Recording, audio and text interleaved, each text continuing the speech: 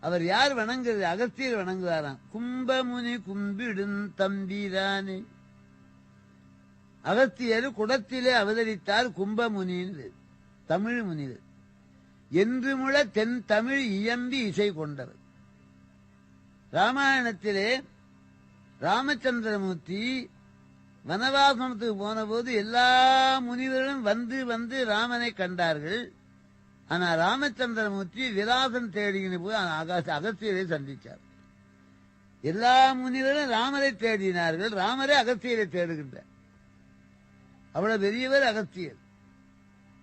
சிவனை நிகர் பொதியவரை முனிவன் அகமகிழ இது செவி குளிர இனிய தமிழ் பகர்வோனே என்று பாடல்.